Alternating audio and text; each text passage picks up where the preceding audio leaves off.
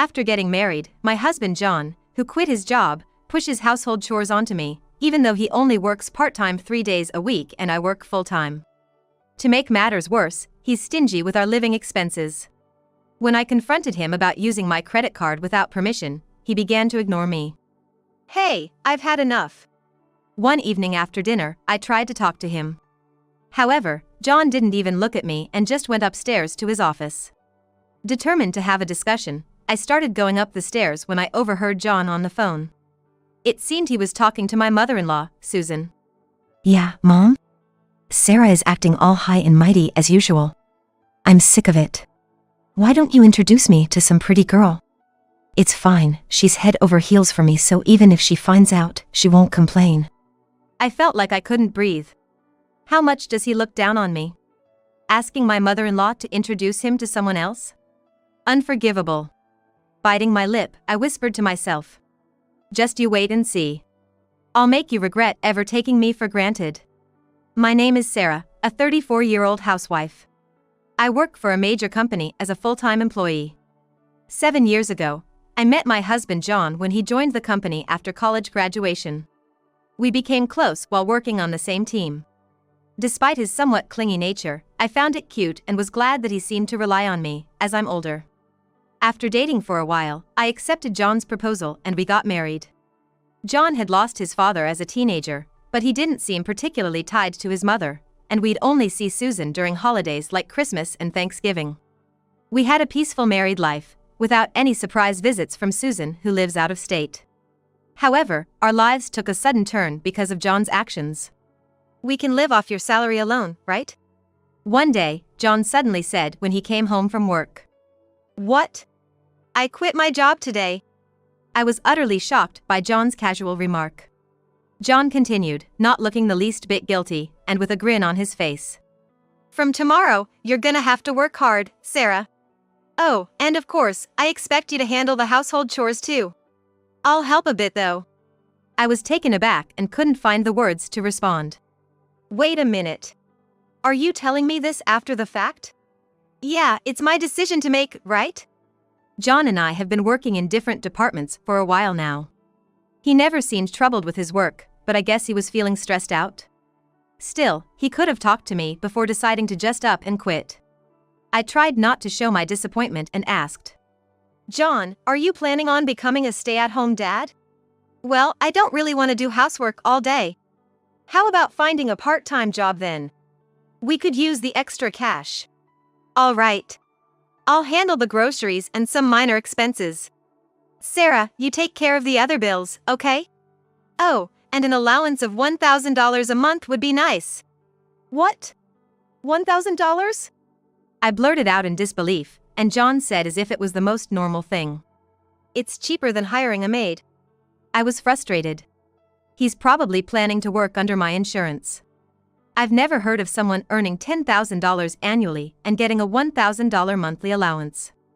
But I didn't want to argue and risk a fight, so I reluctantly agreed. John, with his light and charming smile, was quite popular with the ladies.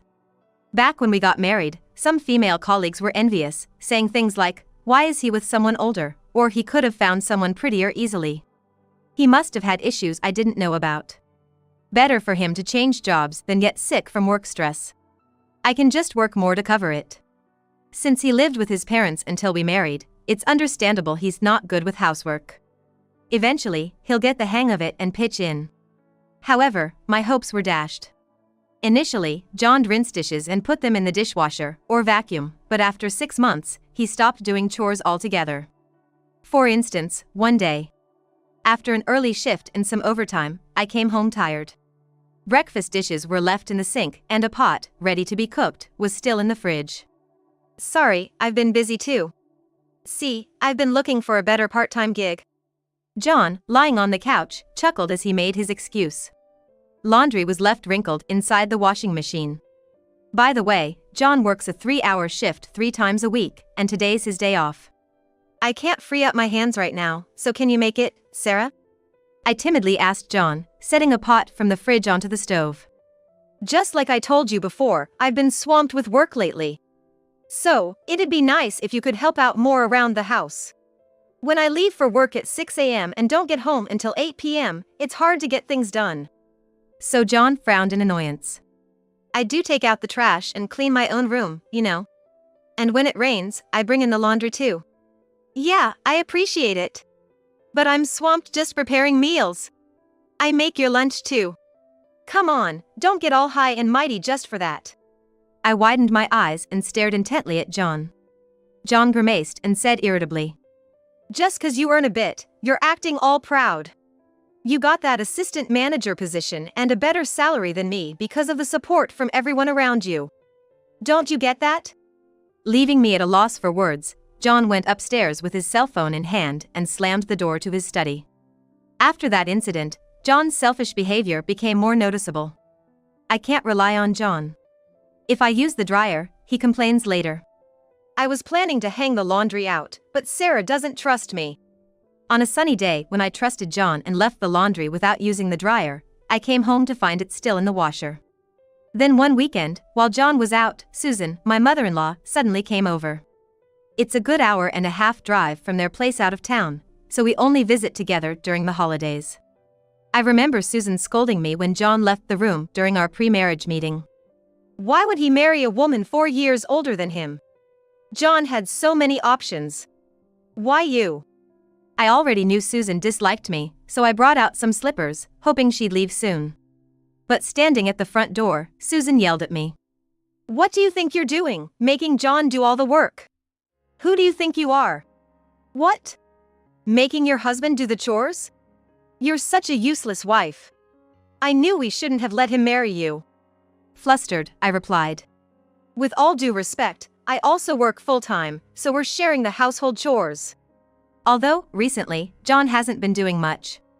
Susan's eyes widened in anger and she shouted at me. Of course, you're a woman, right? Listen, John is delicate and frail. If he collapses because of you, I'll sue you. Shouting one-sidedly, Susan left. When John returned from shopping and I told him about Susan's visit, he replied with an uninterested hum. I wanted to tell him, I wish your mom wouldn't pry into our personal matters, but I felt as if I was being selfish, so I never ended up telling John. I'm tired today. I'm busy too. John began using these reasons to dump all the housework on me and then caused an even bigger issue. When I tried using the card at a local store after work, for some reason, the payment was declined. Checking the statement on the app, I was in shock. Though I didn't recall using it, the card was maxed out. Thinking could this be a mistake, I contacted the card company, only to discover that John had splurged nearly $10,000 on in-game purchases and designer clothes. He remembered the PIN I had shared when we bought appliances and seemed to have used it without my consent. I couldn't overlook this and confronted John as soon as he returned home. Why did you use my card? Don't you have your own? My allowance of $1,000 a month ain't enough. Well, why don't you work more? Wasting time playing video games at home seems pretty silly. John then glared at me with intense eyes. I braced myself, thinking he was gonna shout at me, but John just clicked his tongue and left the living room. He stormed up the stairs, slammed his office door shut, and didn't come out for the rest of the night. Starting the next morning, he began to ignore me. Good morning. I'm heading out. Even when I greeted him, John didn't even glance my way, just sitting on the couch and playing with his phone. When I got home and quickly made dinner, John was watching videos on his phone, grinning as he ate. After he finished, he left his dishes on the table and went straight to take a shower. In short, John wouldn't make eye contact with me or respond to anything I said. Of course, John didn't speak to me at all, acting as if he suddenly couldn't see me anymore. I had a plan in mind, but with this situation, I couldn't bring it up. Eventually, it was the day John got paid for his part-time job. As usual, I handed him an envelope with $1,000, but he snatched it away. He was about to leave. Hey, I need $700 for groceries and utilities. I called out to his back, but he seemed not to hear me and headed upstairs. I felt like pulling my hair out. Given that I'm paying for the rent, utilities, taxes for both of us, insurance, and communication bills, I really need that $700 or life gets really tough. But it doesn't look like John's gonna give it to me, so I reluctantly dipped into my savings and allowance. As the days of being ignored by John went on, I found myself constantly overwhelmed by a heavy mood. By the evening, I'd be overwhelmed by a gloomy feeling, and I seriously didn't want to come home. I'd kill time at diners or convenience stores after work, and even stayed at motels a few times. But in the end, I'm just running from the problem and it's not solving anything. Besides, once John's mood improves, even if we're not exactly lovey-dovey, we might at least have normal conversations again. Maybe when I get home today, he'll respond to me like nothing happened. Maybe tomorrow morning, even if tonight wasn't great, he'll wake up and greet me with a good morning and a smile. Holding on to that hope, I was ignored for 3 months, and finally my body started to protest. I could hardly eat, and I lost nearly 9 pounds. I wonder if John even noticed me, pale-faced, eating my porridge. Today, too, he was laughing at something on his phone, and after finishing his meal, he left his dishes and moved to the couch. I put down my spoon, got up weakly, and approached John.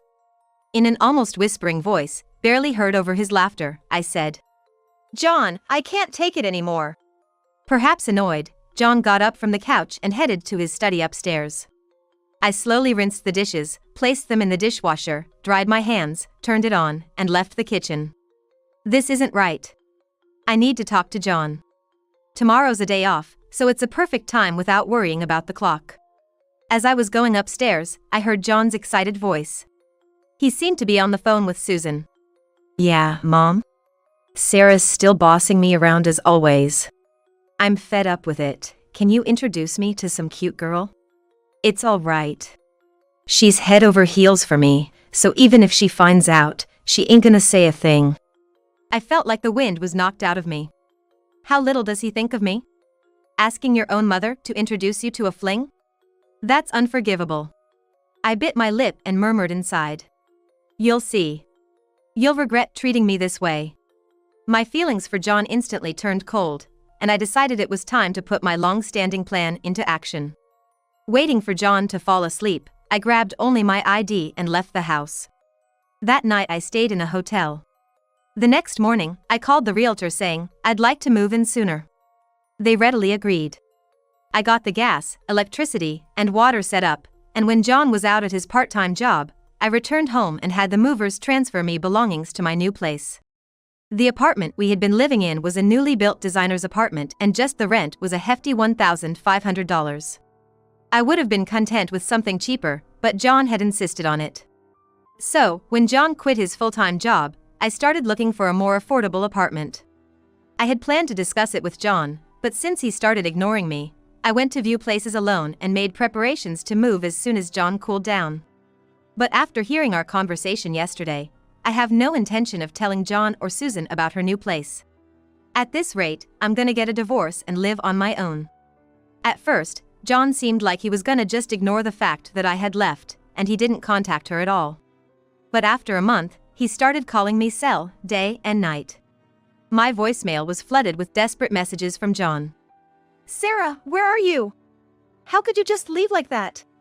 I got a notice that the rent wasn't withdrawn. It's auto-pay, right? Did you forget to deposit? Transfer the money now. Utilities, phone bill, car, insurance, they're all sending reminders. Put the money in. And where's my $1,000 allowance? Okay, you can leave if you want, but you gotta cover these bills. Isn't it common sense for the one with the money to pay? How am I supposed to manage on my $800 monthly income? Don't ignore me." The thing is, John was the one who started ignoring me in the first place. I was just giving John a taste of his own medicine, and I can't fathom why he's so angry. All his messages had no apology whatsoever, just selfish demands. As I was going through the messages, I got a call from Susan. I didn't want to answer, but ignoring might make things more complicated, so I reluctantly pressed the call button. "Hello. Sarah. What are you thinking, leaving John like this? A wife shouldn't act so recklessly. Get back home now." I let out a sigh and calmly retorted. "I'm not coming back to that house." "What? You gonna abandon your duties as a wife? Who's gonna take care of John? John's 30, not a toddler. He can handle himself. If you're so concerned, why don't you move in and look after him, my mother-in-law? You really have some nerve. Mainly, John's the one who acted on his own." I explained calmly, holding back my anger. Now, he's quit his job and works part-time, just 3 days a week. Since his salary dropped, I asked him to at least contribute to groceries and utilities. But he doesn't even give that. On top of that, when I confronted him about using my credit card without permission, he started ignoring me. That's why I was fed up and left the house. My mother-in-law suddenly fell silent. After a moment, she murmured with a puzzled look. Wait, he quit his job? The major corporation he was so proud of joining right out of college to make me proud? Yes. One day, out of the blue, without any discussion, he just quit, saying we can live on my salary alone. Granted, I'm John's boss, so I make a decent wage. But it was quite a shock when he suddenly quit like that. Well, I guess so. Susan looked completely baffled. So, for the past year, John has been relying on my income to live. And he doesn't even help with the chores. If you can't believe it, I can forward you messages from John. It seemed that Susan hadn't heard about John quitting his job. When I forwarded the recent message John had sent to Susan, she explained in a low voice. I've been consulting with John from time to time. What did he say? He told me, even though I work my butt off, doing overtime and working weekends, Sarah is always slacking off, not working much and neglecting housework. We're living on my salary, and she's so arrogant. I'm fed up, I want to have some fun with a cute girl. That's the complete opposite of what's happening. I was utterly dumbfounded by John's lies, even to my mother-in-law. How much does he take life for granted? He must think, my mother-in-law will scold me, and then I'll come back. I've never heard of a mother finding a mistress for her son. What were you thinking, my mother-in-law? As I confronted Susan with a stern tone, she mumbled some excuses. I mean, he said married life was tough. What if he got sick from the stress? If having a young woman by his side makes him happy, it's a small price to pay. He doesn't contribute to living expenses, and he's ignored me for 3 months. I was the one about to get sick. It's also disrespectful to the women you introduce him to. Well, a good-looking guy like John has to have fans. There must be girls who want to date him even if he's married. Of course, if he was still working at that big company. That's not the point, I said, feeling more and more frustrated. I realized I wasn't going to get anywhere with Susan. Like mother, like son. I think divorce is the only option. What? Divorce? Surely you don't have to go that far. I'm sure he regrets it. Susan suddenly started to panic. She always put on appearances above everything else. Having a son who graduated from a prestigious university become divorced is probably something you'd want to avoid. I snapped back. Regret? What regret? I'm not John's ATM. If he wants to divorce me and hang out with other women or blow through money, he's free to do so. Oh, Sarah, won't you reconsider? You're all he's got. I coldly replied to the desperate Susan. I'll be hiring a lawyer since John seems hesitant about the divorce. Any further communication should be through the lawyer. I'll also seek compensation for John ignoring me and not contributing to our expenses, as well as any unauthorized charges on the credit card. I wonder if John can even afford to pay. Susan muttered as if it were someone else's problem. If your son can't pay, the parents will have to, I retorted. What? So, please let John know that I want a divorce. Thank you. Sarah, please reconsider. Without listening to her till the end, I hung up the phone. The next day, I promptly called a lawyer about the divorce and scheduled a consultation, feeling a bit relieved. While enjoying a week off at my new place and unpacking, my cell phone beeped with a new message. I'd like to block John and Susan's numbers, but I might need to communicate with them until the divorce is finalized. I thought so, and that's why I didn't block either of their numbers and kept them saved. Checking the content, I realized it was mistakenly sent. Susan, not very tech-savvy, seemed to have posted it in a family group chat thinking it was a private message to John. Well, I figured I might as well read it too. John, this isn't what we talked about. You've made me look bad. Susan exclaimed. What are you talking about? You quit your job and now you're working part-time 3 days a week? There was a pause. Did Sarah tell you that? Yes. Were you living off of Sarah's salary? It's embarrassing for a man to earn less than a woman. Susan exclaimed. Mom, don't be so old-fashioned. That's why I kept it a secret. John quickly countered. There's nothing wrong with being a stay-at-home husband nowadays if you're actually working. But I've heard you're only working 3 days a week, not doing any house chores, and still acting all high and mighty? Anyone would want a divorce. Surprisingly, Susan seemed to be on my side. I guess she was just that disappointed in John. Gosh, calm down. I'm not getting a divorce. Sarah's head over heels for me. She'll regret it and come back home soon. I couldn't help but smirk. I can't believe he's still saying this. Where does he get the confidence that no matter how horribly he treats his wife, she won't hate him? Anyway, what happened to that story about introducing me to a young, cute girl?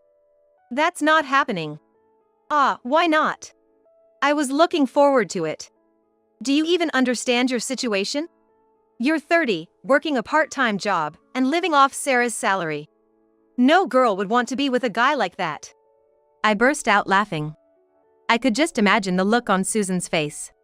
There's someone out there for me. You know I've always been popular, don't you, Mom? If you were a grad from a prestigious university with a job in a major company, maybe there'd be girls who'd want to date you, even knowing about your affairs. Heck, some might even want to marry you. But not with the way you are now. Come on. Against an angry Susan, John's response was ever so laid back. You can still make a change. Get a job in a big company like before. Nah, too much hassle. It's way more fun to chill and live off Sarah's income. Such a careless comment from John. She won't stand for that. Sarah said she's gonna divorce you and take alimony. She even mentioned making you pay off her credit card bills. I don't have that kind of money. If she asks for it, you'll pay it, right, Mom? You have Dad's inheritance, right? You'd be happy to spend it on your dear son, wouldn't you? That's where Susan's replies stopped. Mom? Hey, we're still talking here. Answer me. There was a pause, and then another message appeared. Why aren't you picking up the phone? Don't ignore me. Looks like Susan blocked John. With that thought, I noticed a call coming in from John. Ignoring it, he left a voicemail. He kept on rambling, leaving several messages. My mom's cut me off. You won't abandon me, will you, Sarah? I forgive you for running away, so just come back. You're not serious about the divorce, are you? You're just pouting, right? I get it. Maybe we should just get a divorce. I admit I've done some things wrong. But I can't afford the alimony and the credit card debt. I just can't. And, by the way, keep paying the rent and taxes as you've always done. I'm struggling here, so help me out a bit. You're earning, so you can do that for me, right? And some pocket money too. I was past anger and found myself in disbelief. He probably doesn't feel an ounce of remorse. A few days later, John received a certified letter concerning the alimony and credit card compensation. It seems he finally grasped the gravity of the situation and rushed to a lawyer's office in panic. I love Sarah. She's just feeling down because she thinks I'm mad at her. If she comes back now, I'll forgive her.